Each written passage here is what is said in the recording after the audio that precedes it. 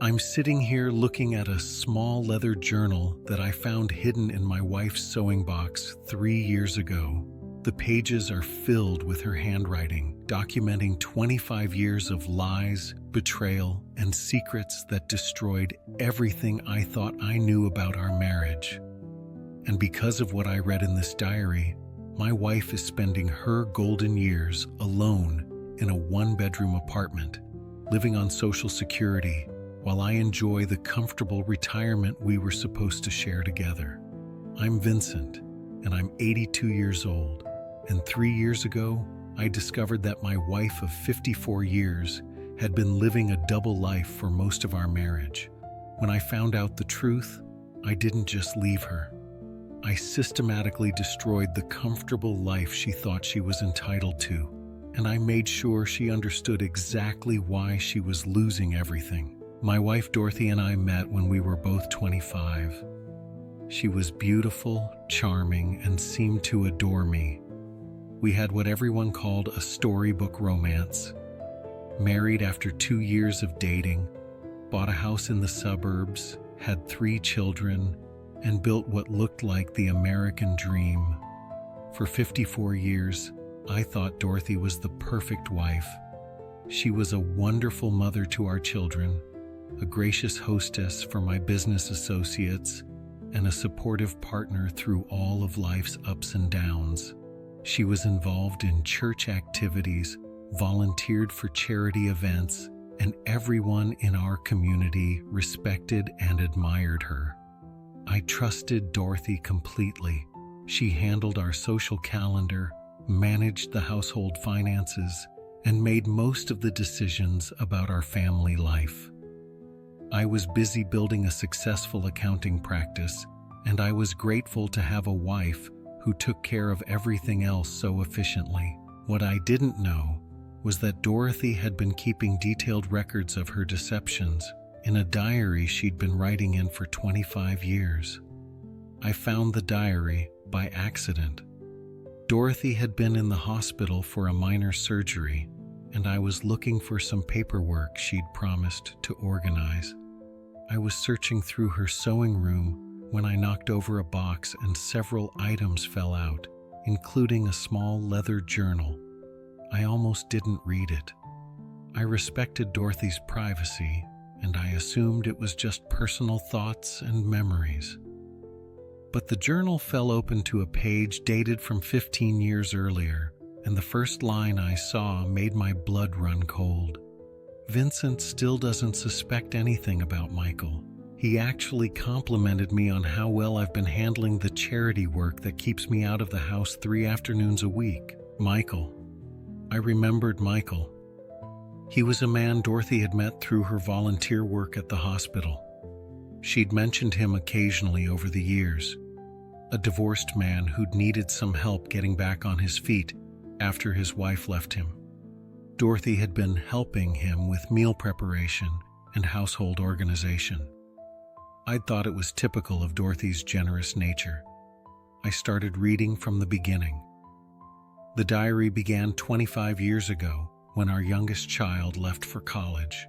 Dorothy wrote about feeling lonely and unappreciated, about how our marriage had become routine and boring. She wrote about meeting different men through her various activities and how exciting it was to feel desired again. The first affair was with her tennis instructor, Gary. According to the diary, it lasted 6 months. She wrote in detail about their encounters, about the thrill of sneaking around, about how alive it made her feel. She also wrote about how easy it was to deceive me, how trusting and oblivious I was. Gary was followed by Richard, a man she met at church of all places. Then came Michael, who lasted for 3 years. After Michael, there was David from her book club, then James from the community theater group where she volunteered. 25 years, 5 different men. My wife had been having affairs for half of our marriage, and she'd been documenting every detail in her diary like it was some kind of trophy collection. But the affairs weren't the worst part. The worst part was reading how she wrote about me. According to Dorothy's diary, I was boring, predictable, and sexually inadequate. She wrote about how I was useful for providing financial security and social status, but how she needed real men to feel like a woman. She mocked my habits, my appearance, and my personality. She wrote about how easy it was to manipulate me, how she could make me believe anything she wanted. She wrote about laughing with her lovers about my ignorance. She wrote about how pathetic it was that I trusted her so completely. She wrote about feeling superior to me because she was living an exciting double life while I was just going through the motions of middle-class respectability. The final entries were from just 2 years before I found the diary. Dorothy was still seeing James, and she was writing about how she planned to continue the relationship until one of us died. She wrote about how she deserved happiness and excitement, and how I would never give her either. The last entry was particularly vicious. She wrote, "Vincent gave me flowers for our anniversary yesterday, the same cheap roses he's been buying for 30 years. He looked so proud of himself, so sure he was being romantic. I smiled and thanked him while thinking about how James brought me orchids last week and made me feel like a queen, poor Vincent. He has no idea that he's been married to a stranger for half his life." I sat in that sewing room for 4 hours, reading every word of that diary. By the time I finished, I felt like I'd been living in a lie for decades. Everything I thought I knew about my marriage, about my wife, about my life, had been an illusion. Dorothy came home from the hospital the next day, expecting me to take care of her during her recovery. Instead, I confronted her with the diary. She tried to deny it at first, then claimed the diary was fiction, creative writing she'd been doing as a hobby. When I pointed out specific details that could only be true, she broke down and admitted everything. Then she tried to minimize it. She said the affairs were just physical, that they didn't mean anything, that I was the one she really loved. She said she'd been going through a difficult time, that she'd made mistakes, but she wanted to work on our marriage. I told her it was too late for that conversation. 25 years too late. Dorothy begged me not to leave her. She reminded me that we were both in our 70s, that starting over at our age would be difficult. She said we could go to counseling, that she would do anything to save our marriage. I wasn't interested in saving our marriage. I was interested in making sure Dorothy understood the consequences of her choices. I filed for divorce immediately. In our state, adultery affects the division of assets, and I had documented proof of Dorothy's infidelity spanning decades. My lawyer was thorough and ruthless. Dorothy got the house, but I got everything else. The retirement accounts, the investment portfolio, the rental properties, the business I'd built. Everything we'd accumulated during our marriage came to me because of her documented adultery. She also lost her social standing in our community. I made sure our children knew exactly why I was divorcing their mother. I showed them relevant portions of the diary, let them understand what kind of person their sainted mother really was. I didn't tell them everything. I spared them the most humiliating details, but I told them enough. They were shocked, disgusted, and felt betrayed by the mother they'd idolized their entire lives. Dorothy also lost her position at the church and her volunteer roles when word got out about the affairs.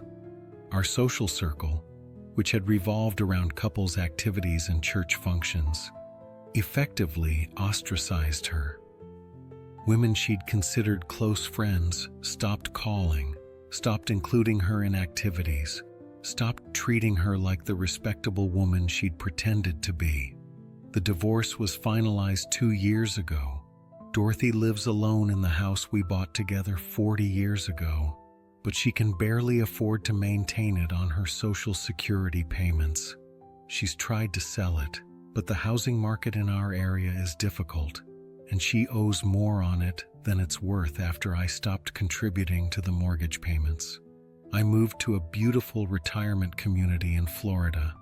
I have a comfortable condo with a view of the golf course, plenty of money for travel and entertainment, and an active social life with people who don't know anything about my first marriage. Dorothy has called me dozens of times over the past 2 years, usually when she's having financial difficulties or health problems. She wants me to help her, to bail her out, to act like the loyal husband she never deserved. I don't take her calls. I don't respond to her letters. I don't care about her problems. People think I'm being cruel, that I should show compassion for a woman I was married to for so long. They say we're both too old for this kind of bitterness, that I should forgive and move on. But those people didn't read the diary. Those people don't know what it feels like to discover that someone you trusted completely has been lying to you and mocking you for 25 years. Those people don't understand that Dorothy didn't just cheat on me. She humiliated me, manipulated me, and treated me like a fool while building her comfortable life on my trust and hard work. Dorothy made her choices. She chose to have affairs. She chose to document her betrayals in detail. She chose to mock me and deceive me for decades. Now she gets to live with the consequences of those choices.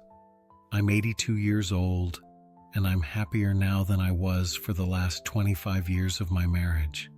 I didn't know it at the time, but I was living with someone who despised me while pretending to love me. Now I'm free from that lie, and Dorothy is free to figure out how to survive without the security and status my hard work provided. She wrote in her diary that she deserved happiness and excitement. Well, now she can find both without me subsidizing her search. The diary is still in my possession.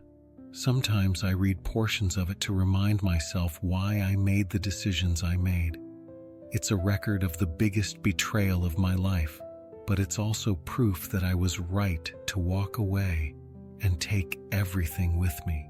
If your spouse is keeping secrets from you, if they're spending time with people you don't know, doing things they can't fully explain, if they seem to be living a life separate from your marriage, trust your instincts. And if you find proof of their betrayals, don't let anyone convince you that forgiveness is more important than justice.